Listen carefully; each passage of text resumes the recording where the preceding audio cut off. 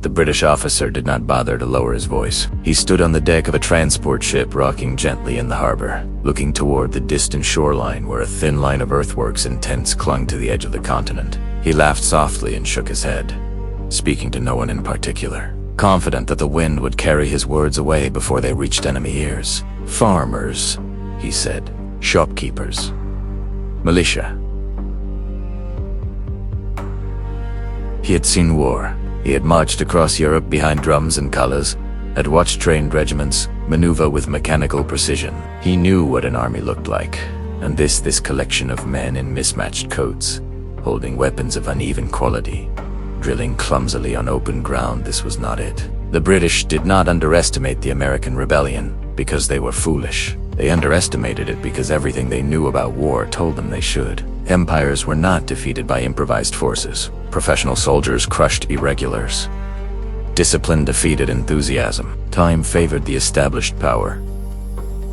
The mistake was not arrogance. It was assumption. And it would take years of blood, hunger, retreat, and adaptation before anyone on either side fully understood how wrong those assumptions were. This is the story of the Continental Army, not a story of instant triumph or inevitable victory, but of survival.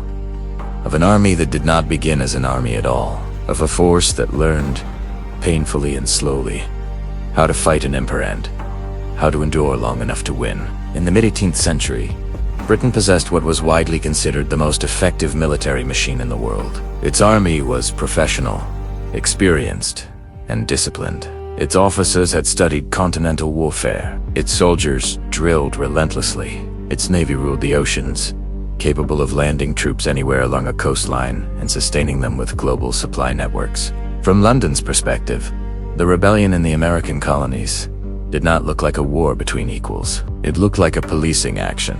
The British believed the conflict would be brief, a sharp application of force, a few decisive engagements, the capture of major cities, and colonial resistance would collapse under its own weight.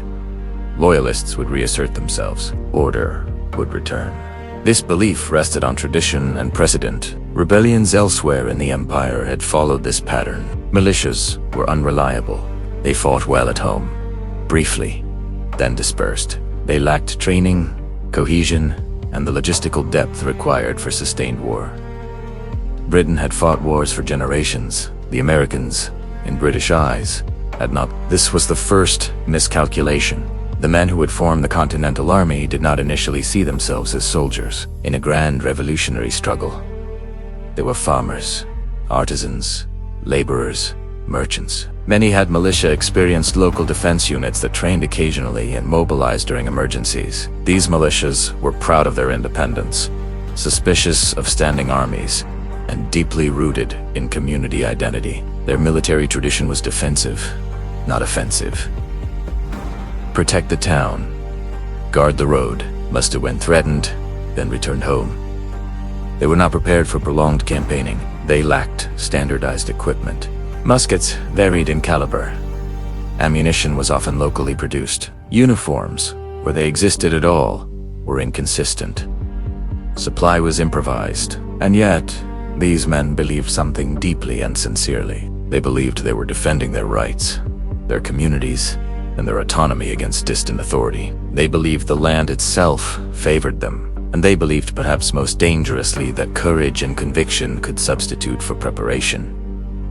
At first, they were not entirely wrong. When the Continental Congress authorized the creation of a unified army in 1775, it was not because they wanted one. It was because they had no choice. Militias alone could harass, delay, and resist, but they could not coordinate strategy across colonies.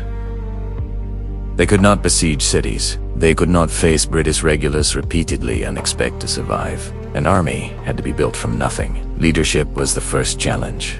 Command required not only military skill, but political legitimacy. The choice of commander would signal unity or fracture. George Washington was selected not because he was the most brilliant tactician of his age, but because he embodied balance. He was respected. He had experience. He represented Virginia, the largest colony, reassuring the South, while maintaining trust in the North. Washington understood something critical from the beginning. He did not need to defeat the British Army outright. He needed to keep the Continental Army alive. This insight would shape every decision that followed. The Continental Army began with no coherent doctrine. British doctrine emphasized linear warfare.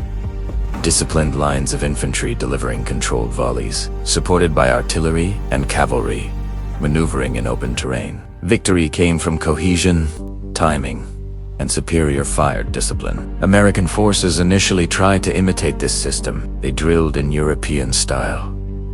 They formed lines. They attempted to stand and fight, and when they did, they learned quickly.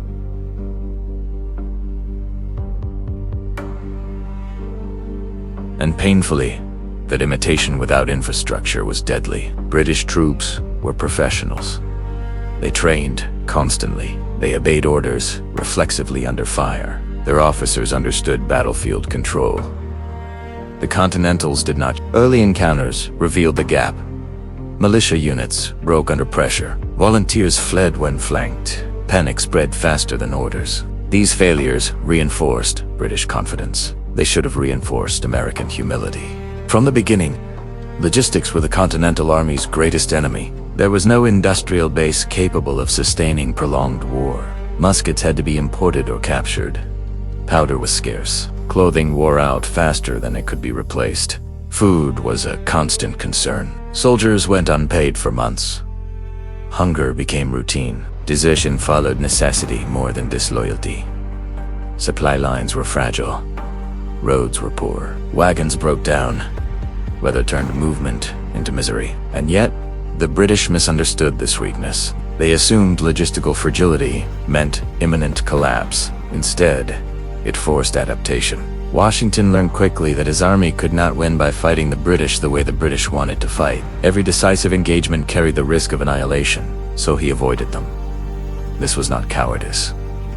It was strategy. Washington withdrew when pressed. He yielded cities to preserve forces. He accepted criticism, mockery, and political pressure rather than gamble everything on one battle. Two British commanders. This looked like weakness. They mistook restraint for desperation. They believed that if they pushed hard enough, the Americans would be forced into a decisive confrontation. They did not yet understand that the war was becoming something else entirely. As months turned into years, the nature of the conflict shifted. The Continental Army did not need to win every battle. It needed to deny Britain the ability to win the war. Every year the army survived was a year Britain spent money, men, and political capital across the Atlantic. Every retreat that preserved the army frustrated British expectations of finality. The war stretched. Costs mounted. Public support in Britain wavered. Meanwhile, the Americans learned. They trained. They standardized. They absorbed lessons written in defeat. Officers improved.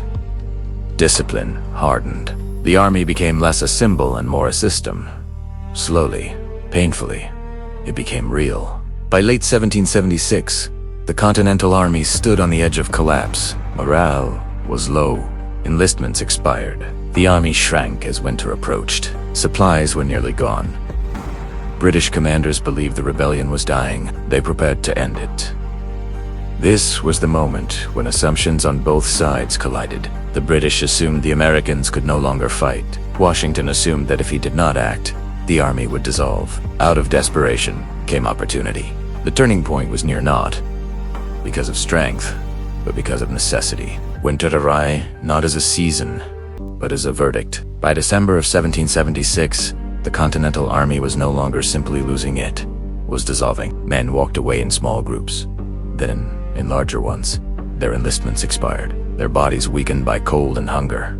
Their faith stretched to its limit. Campfires burned low, not for lack of will, but for lack of wood and food to justify staying warm.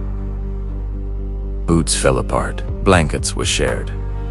Gunpowder was rationed as carefully as bread. In British headquarters, this collapse was interpreted exactly as expected. This was what rebellions did when faced with professional power. They flared, then burned out. British officers wrote confidently that the campaign was effectively over. The Continental Army, they believed, was finished not by battlefield defeat, but by exhaustion. They did not realize that the Americans were about to learn how to weaponize desperation. Across the Delaware River, British and Hessian forces settled into winter quarters. They spread themselves out, believing resistance had broken. Guard discipline loosened. Patrols shortened. The war, in their minds, had shifted from combat to administration. This belief rested on logic. Armies did not launch offensive operations in winter. Not with rivers freezing and roads turning to mud. Not without food, clothing, or secure supply. The British understood European war. They did not yet understand American war. Washington, watching from the opposite bank, understood something else. If the army did nothing, it would cease to exist. Soldiers whose enlistments expired on January 1st would go home. Momentum already fragile would vanish. Victory was not. The goal, survival, was. Intelligence filtered in quietly. Reports of enemy outposts. Numbers. Guard routines. Weather conditions. The Hessian garrison at Trenton was isolated, overconfident, and unprepared for a winter attack. This was not a chance to win the war. It was a chance to keep it alive. The night of December 25th was brutal. Ice choked the river. Snow lashed exposed skin. Wind tore through cloaks that were already threadbare. Men slipped, fell, cursed quietly, then stood again. Artillery was dragged by hand. Boats scraped against ice floes that threatened to tear them apart. This was not a triumphant march. It was a gamble made by exhausted men who knew there would be no second attempt. When the army finally crossed, soaked and half-frozen, dawn was already approaching. The timetable had slipped. Surprise was incomplete. And yet, momentum carried them forward. The attack on Trenton succeeded not because it was flawless, but because it shattered assumptions. British and Hessian forces were caught unprepared. Confusion spread faster than orders. The Continental Army, ragged, hungry, but focused, overwhelmed the garrison. The victory was small in scale. Its effect was enormous. Trenton did not destroy a British army. It destroyed a belief. It proved that the Continental Army was still capable of coordinated action. It proved that British troops were not invulnerable. It proved that winter did not guarantee safety. Most importantly, it restored American morale at the moment it mattered most. Enlistments were extended. Desertions slowed. The idea of independence, which had begun to feel abstract and distant, suddenly seemed possible again. But Washington understood the danger of overconfidence. One victory did not erase the imbalance of power. It merely bought time. Days later, Washington struck again, this time not with brute force, but with maneuver. Feigning retreat, the Continental Army slipped away from British forces and marched overnight to strike at Princeton. The movement was quiet, deliberate, and risky. Roads were narrow. Men marched without fires. Cannon wheels were rapped to silence them. The attack succeeded just enough. British units were surprised, scattered, forced to withdraw. Two small victories in rapid succession did something extraordinary. They forced the British to reconsider their assumptions. The rebellion was not collapsing. It was adapting. As the war continued, the Continental Army slowly transformed from an improvised force into an institution. This transformation did not happen through inspiration alone. It happened through systems. Training improved. European officers, most famously Baron von Steuben, introduced standardized drills, discipline, and organization. Soldiers learned not just how to march, but how to maneuver under fire, how to hold formation, how to act as part of a larger whole. Supply systems, while never sufficient, became more reliable. Local production increased. Contracts were signed. Depots established. Corruption was fought unevenly, but necessity forced reform. Communication improved as well. Couriers learned routes. Intelligence networks expanded. Civilians passed information quietly, not out of obligation, but belief. The army remained fragile, but it was no longer amateur. The British Army remained formidable. Its soldiers were its officers experienced. Its supply lines, supported by naval dominance, allowed sustained operations far from home. But this power came with constraints. Britain was fighting a global war. Resources were finite. Political pressure mounted with each year of expense and inconclusive results. Public support wavered. Parliament debated costs that no longer promised clear returns. The army could seize cities. It could win battles, but it could not compel submission without destroying the very colonies it sought to govern. This was the strategic paradox Britain could not escape. As fighting spread, the conflict ceased to resemble a conventional war between armies. It became a war of control. British forces held urban centers and major roads. American forces dominated countryside and communication lines. Loyalists and patriots clashed in local conflicts that blurred lines between battlefield and home. For the Continental Army, this environment was dangerous but also forgiving. Losses could be absorbed. Defeats could be survived. Time favored persistence. Washington continued to avoid decisive confrontation unless conditions favored him. This restraint frustrated both allies and critics, but it preserved the army. Endurance was not free. Soldiers endured winters of deprivation. Valley Forge was not a battle, but it nearly destroyed the army. Disease killed more men than combat.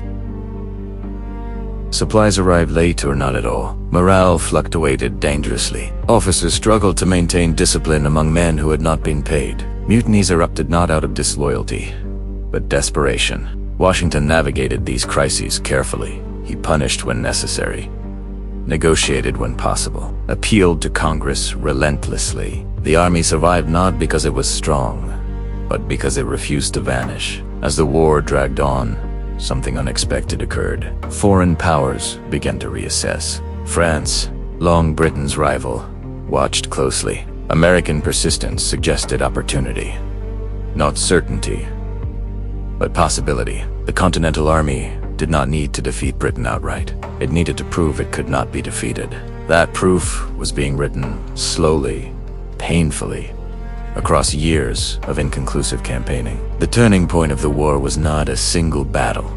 It was the moment the world realized the Americans were still standing, and once that realization took hold, the balance of the war would shift forever. By the time the war entered its later years, the question was no longer whether the Continental Army could survive. It had survived hunger, cold, defeat, desertion, and doubt.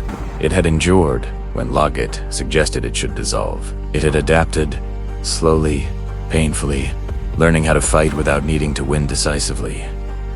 The question now was different. Could it finish the war? For Britain, the conflict had become an unsatisfying paradox.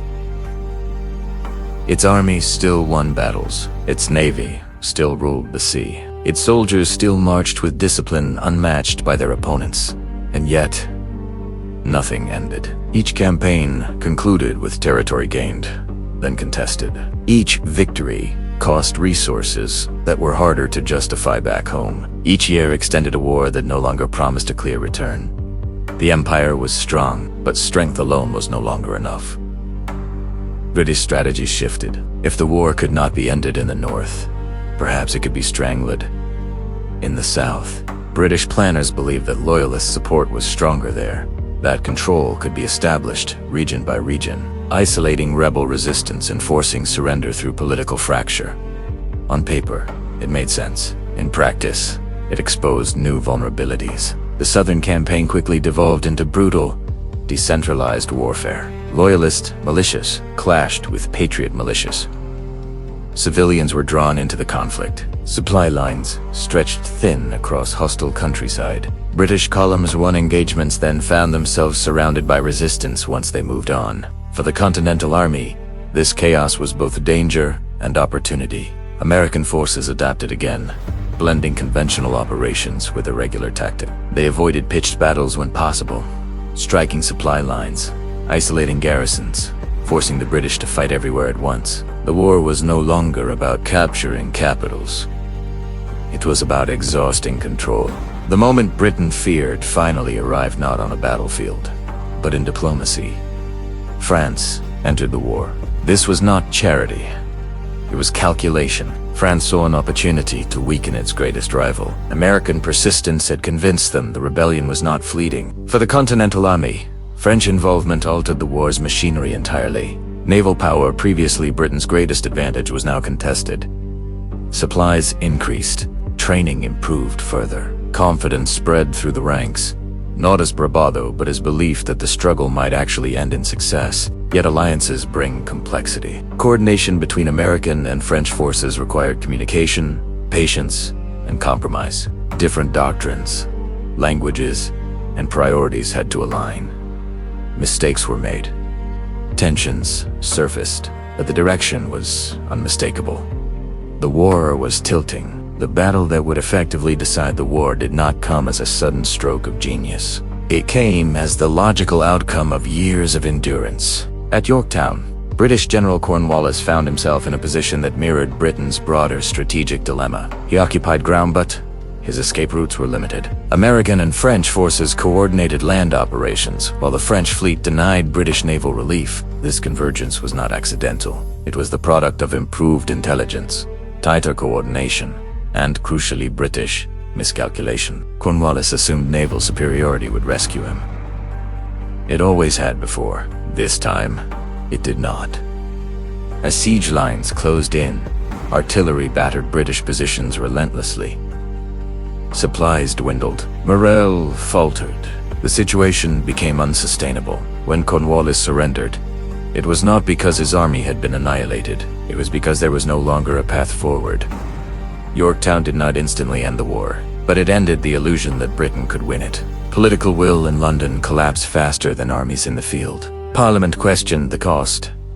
Public support evaporated. Negotiations began. For the Continental Army, Yorktown represented validation boots, also relief. The war had not been won by superior firepower or tactical brilliance alone. It had been won by endurance. Victory did not erase suffering.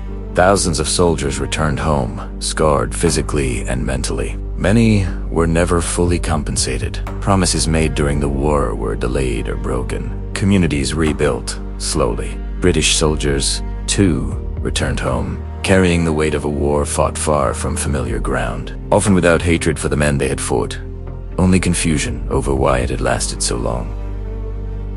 The war had not been a clash of monsters. It had been a clash of systems, assumptions, and limits. The Continental Army won independence, not by defeating Britain outright, but by refusing to lose. It succeeded because its leadership understood something rare in war: that survival is strategy. Britain miscalculated the nature of resistance. It assumed that military superiority guaranteed political control. It misunderstood how distance, logistics, and local support could undermine even the strongest army. The Americans miscalculated too early, often, but they adapted faster. They learned that standing toe-to-toe was unnecessary. That victory could come through persistence. That time itself could be a weapon. History often simplifies wars into moments, battles, speeches, declarations. But independence was not won in a single day. It was earned across years of retreat, hardship, compromise, and restraint. It was shaped as much by what the Continental Army avoided as by what it fought. In the end, the British Army was not defeated in the traditional sense. It was outlasted. And that may be the most unsettling lesson of all, because it reminds us that wars are not always decided by who strikes hardest, but by who understands when not to. The Continental Army did not begin as an army. It won, and in doing so, it changed the course of history, not through inevitability,